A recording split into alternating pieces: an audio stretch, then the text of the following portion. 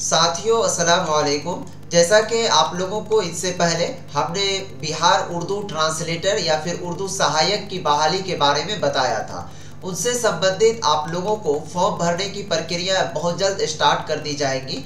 लेकिन फॉर्म भरने से पहले उर्दू सहायक वाली जो वैकेंसी थी अनुवादक वाला, उसके अंदर आप लोगों के कौन कौन से कागजात यानी कि कौन कौन से डॉक्यूमेंट लगने के लिए जा रहे हैं उनको इस वीडियोस में हम बताएंगे, ताकि प्यारे साथियों वक्त रहते हुए आप उस डॉक्यूमेंट को यानी कि उस कागजात को तैयार करके रखेंगे और फॉर्म भरने वक्त किसी तरह की कोई आपको परेशानी नहीं होगी।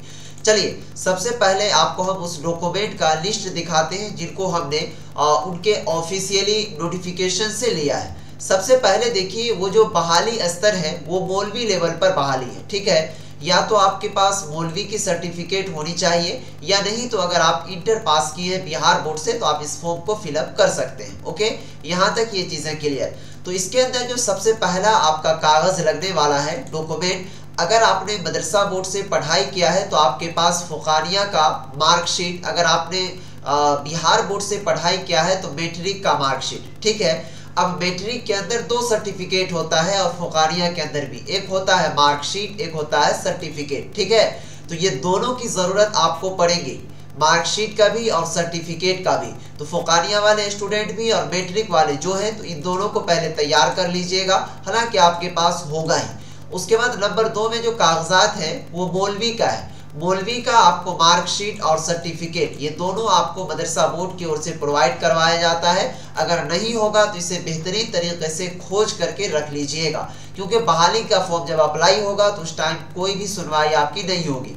अगर आप बिहार बोर्ड से हैं तो आपके पास इंटर का मार्कशीट और सर्टिफिकेट होना लाजमी है। ओके, चलिए उसके बाद यहाँ पर नंबर 3 में आपके पास आधार कार्ड होना लाजमी है, आपके पास आधार कार्ड होनी चाहिए। ओके, अब चलिए आगे हम बढ़ते हैं, आपको बताने की कोशिश करते हैं। उसके बाद है निवास प्रमाण पत्र, यानी कि प्यारे साथियों आपके पास अगर आप बिहार के निवासी हैं तो यहाँ पर निवास प्रमाण पत्र मैंडेटरी है, यानी कि आपको निवास प्रमाण पत्र देना होगा, क्योंकि ये बिहार की बहाली है तो इसके अंदर आपको निवास प्रमाण पत्र मांगा जाएगा।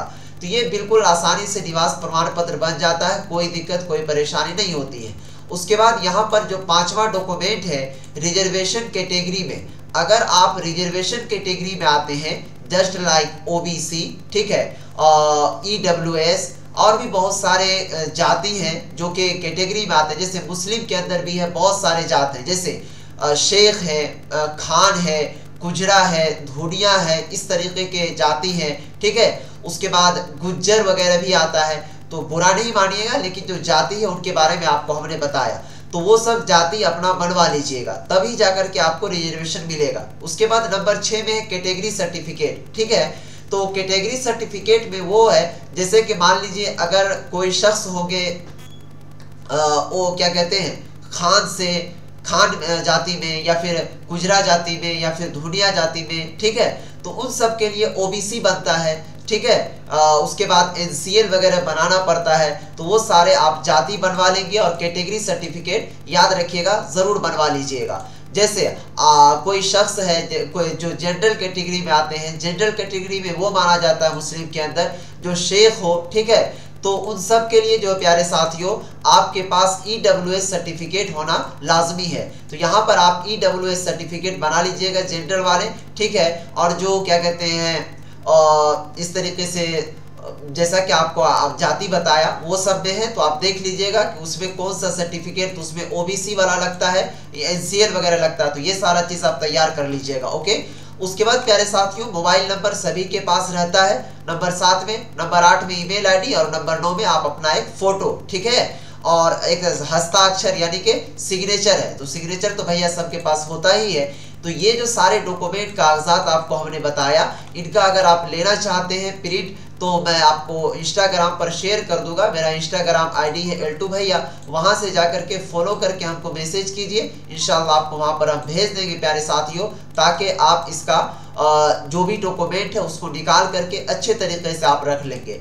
अभी आपके पास मौका है, क्योंकि यहाँ देखिए इसमें डेट अभी निर्धारित नहीं किया था फॉर्म भरने का, लेकिन जैसे ही डेट निर्धारित करेगा तो फिर आपके पास वक्त नहीं रहेगा ये सारे चीज़ को बनवाने का।